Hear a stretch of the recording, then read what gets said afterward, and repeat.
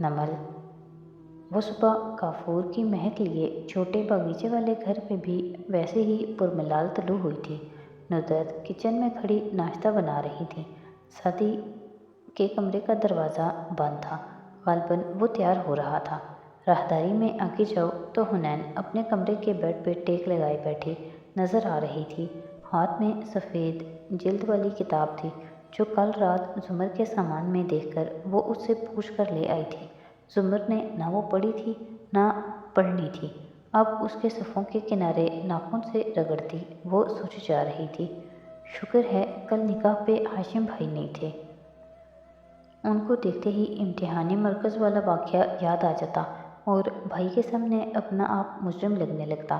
وہ مدھم آواز میں بڑبڑاتی تھی، پھر آبرو تو فکر سے بھینچے، مگر بھائی کو بتاؤں یا نہیں؟ الجھتے ہوئے اس نے سر جھٹکا، پھر نگاہیں کتاب تک گئیں تو تمام خیالات کو ذہن سے ہٹاتے اسے کھول لیا۔ وہ دروازہ سامنے تھا جو اسے صدیوں پہلے کے زرد زمانوں میں لے جایا کرتا تھا۔ اس نے اسے دھکیلا، اونچے پٹ واہ ہوئے۔ دوسری جانب چاند کی ٹھنڈی میٹھی روشنی میں ڈوبی رات تھی، ایک کھلا میدان، اور سامنے حنین نے گردن اٹھا کر دیکھا ایک بلند مضبوط قلعہ جس کے آگے پہرے دار چکر کاٹ رہے تھے۔ اس سارے سیاہ سفید منظرنامے میں وہ ماتھے پہ کٹے بالوں اور ہیئر بینڈ والی لڑکی گلابی قمیض اور سفید ٹراؤزر میں ملبوس فریش سی نظر آتی تھی، مگر صدیوں پہلے کے لوگ اس کو دیکھ نہیں سکتے تھے۔ وہ آہنی گیٹ عبور کر کے کھلے صحن میں آئی، اسے پار کیا تو آگے برآمدہ تھا۔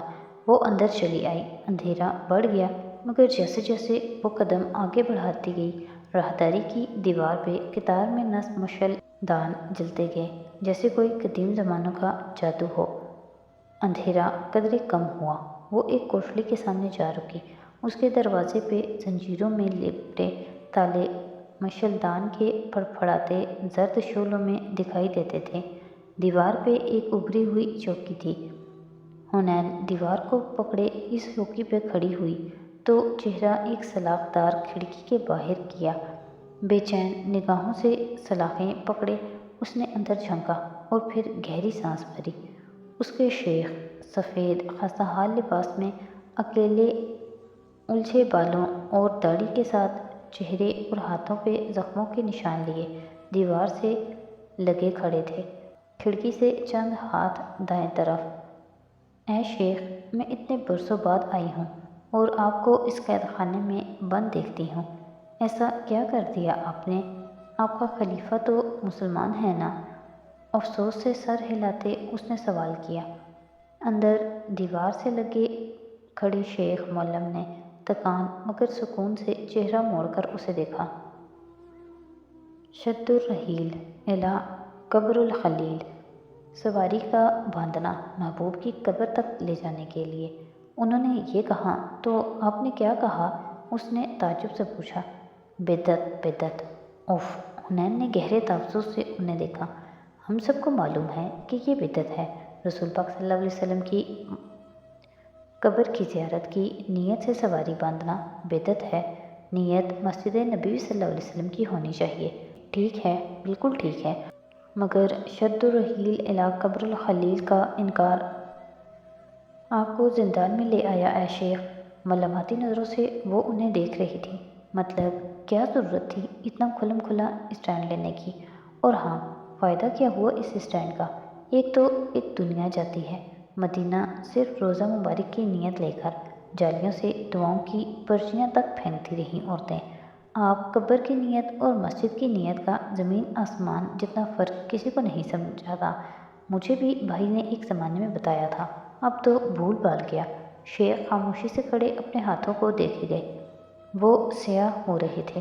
حنین نے چہرہ مزید آگے کر کے اندر جھانکا۔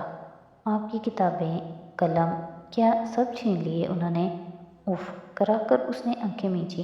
ٹھیک ہے، بندہ حق بات کہتا ہے ظالم حکمران کے سامنے، مگر یار اتنا بھی کیا کہ اس بات کے پیچھے ساری دنیا برباد کر ڈالو اپنی؟ کتاب تو آپ کی ادھوری رہ گئی، اب لکھیں گے کیسے؟ آنکھیں کھول کر مزید برہمی سے اس کو دیکھا۔ وہ اپنے سیاہ ہاتھوں کو دیکھ رہے تھے۔ حنا ایک دم چونکی۔ فرش پہ چند کوئلے رکھے تھے اور اس کی نظریں اوپر اٹھتی چلی گئیں۔ دیواروں پہ جا بجا کوئلے سے عبارتیں لکھی تھیں، آیات، احادیث، قرآن کی نشانیوں میں غور و فکر کرنے کے بعد کے نکات۔ دیواریں بھری پڑی تھیں، جب تک اللہ نہ چھینے کوئی نہیں چھین سکتا۔ اس کو بالکل ساکت، متعجب پا کر وہ بولے تھے۔ حنین چپ سی ہو گئی۔ تنے اعصاب قدرے ڈھیلے پڑے، چہرے پہ نرمی آئی۔ اور جب زندگی سب کچھ چھیننے پہ آ جائے تو کیا کرنا چاہیے؟ شاید پہلی دفعہ اس نے کوئی سوال پوچھا تھا۔ دعا، وہ ہلکا سا بولے۔ دعا کیا کرتی ہے؟ سلاخوں سے سر ٹکا کر وہ ان کو دیکھتے کہیں اور گم تھی۔ آنے والی مصیبت کو روکتی ہے، اور جو مصیبت اتر چکی اس کو ہلکا کرتی ہے۔ یہ مومن کا ہتھیار ہے، دین کا ستون ہے، آسمانوں اور زمین کا نور ہے۔ ان کی آواز قید خانے کی اونچی دیواروں سے ٹکرا کر ارتعاش پیدا کر رہی تھی۔ حنین گم سم کھڑی رہی، ہاتھ سلاخوں پہ رہے، پھر ماتھے پہ بال آئے۔ 21ویں صدی کے دماغ نے بحث کے لیے نکتے ڈھونڈے۔ آپ کی مصیبتیں ٹلتی ہوں گی دعاؤں سے، ہماری تو نہیں دور ہوتی۔ دعا مصیبت سے کمزور ہے تو مصیبت حاوی ہو جائے گی، دعا مضبوط ہے تو دعا حاوی ہوگی، اور اگر دونوں ہی ایک جتنی مضبوط ہوں تب وہ ترنت بولی تو دعا قیامت تک اس مصیبت سے لڑتی رہے گی۔ یعنی وہ چونکی، اگر دعا چھوڑ دی یا شدت کم کر دی تو مصیبت حاوی آ جائے گی۔ شیخ ملنگ نے اسبات میں سر ہلایا۔ حنین کے لب او میں سکڑے، ابرو اکٹھے کر کے سوچنے والے انداز میں ان کو دیکھی گئی۔ اور کیا کرتی ہے دعا؟ دعا قدر و قضا کو رد کر سکتی ہے، ایسے ہی جیسے نیکی عمر بڑھاتی ہے اور گناہ رزق سے محروم کر دیتے ہیں۔ مگر اس کی آنکھوں میں غیر آرام دہ سی الجھن ابھری۔ ایڑیاں اٹھا کر وہ مزید اونچی ہوئی۔ میری تو دعا قبول نہیں ہوتی۔ قید خانے کے کوئلے سے سجی دیوار سے ٹیک لگائے بزرگ نے سر جھکائے، مسکرا کر نفی میں گردن ہلائی۔ ہر شخص کی دعا قبول ہوتی ہے، اگر وہ جلد بازی نہ کرے تو۔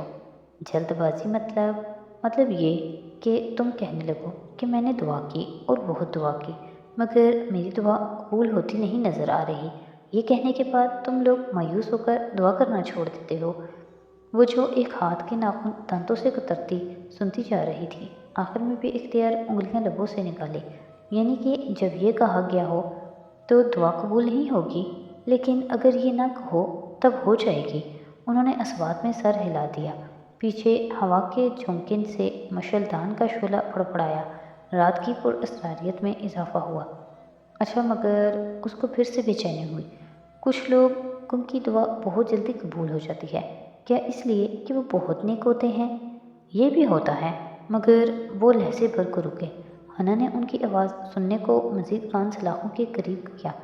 مگر قبولیت دعا کا اصل راز دعا مانگنے والے کا طریقہ ہوتا ہے، وہ کیسے مانگتا ہے اور کتنی شدت سے مانگتا ہے، اور اس کے بعد دعا قبول ہو جاتی ہے۔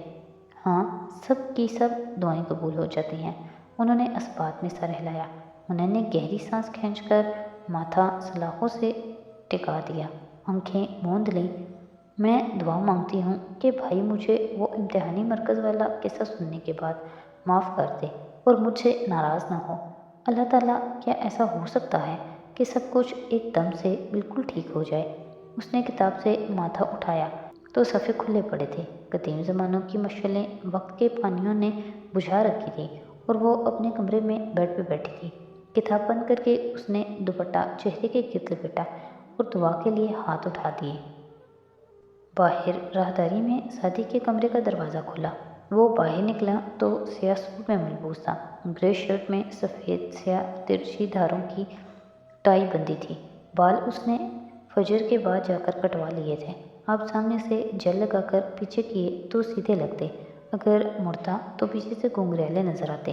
ندرت چائے لے کر راہداری میں آئیں تو وہ گول میز کے سر پہ کرسی کھینچ رہا تھا۔ آفس کے لیے دیر نہیں ہو رہی تمہیں؟ حیرت سے پوچھتے انہوں نے مگ اسے تھمایا۔ نہیں، آفس نہیں جا رہا، کسی اور کام سے جا رہا ہوں۔ وہ بنا اجرت کے آرام سے چائے کے گھونٹ بھرنے لگا۔ ندرت نے آنکھیں سکیڑ کر اس کے سوٹ کو دیکھا۔ یہ اپنا سب سے اچھا سوٹ تو تم آفس بھی نہیں پہن کر جاتے۔ آج کیا خاص ہے؟ سعدی نے کب ہٹا کر سنجیدگی سے انہیں دیکھا۔ میں بھاگ کر شادی کرنے جا رہا ہوں۔ انہوں نے دھب سے اس کے کندھے پہ تھپڑ لگایا اور مصنوعی خفگی سے بڑبڑاتی پلٹ گئیں۔ وہ ناشتہ کر کے اٹھا اور ابھی راہداری کے سرے تک آیا ہی تھا کہ حنین کمرے سے باہر نکلی۔ وہ چہرے کے گرد دوپٹہ لپیٹے مضطرب اور بے چین لگ رہی تھی۔ تمہاری فجر کی اذان اس وقت ہوتی ہے؟ نہیں، اس نے غور نہیں کیا۔ کیا ہم تھوڑی دیر بات کر سکتے ہیں؟ سعدی نے غور سے اسے دیکھا جو انگوٹھے سے درمیانی انگلی کا ناخن کھرچتے ہوئے بول رہی تھی۔ تم کافی دن سے کہہ رہی ہو کہ تمہیں بات کرنی ہے، پھر رک جاتی ہو۔ حنین کا گلا خشک ہونے لگا۔ کچھ کہنے کے لیے لب کھولے پھر بند کر دیے۔ نہیں، آپ جائیں، اتنی خاص بات نہیں ہے، پھر کبھی صحیح۔ ارادہ بدل دیا۔ شور؟ سعدی نے بغور اس کی آنکھوں میں دیکھا۔ حنین نے اس بات میں سر ہلا دیا۔ وہ مسکرایا اور خداحافظ کہتا پلٹ گیا۔ دروازہ بند ہوا تو وہ وہیں بے چین ہی کھڑی سوچتی رہ گئی۔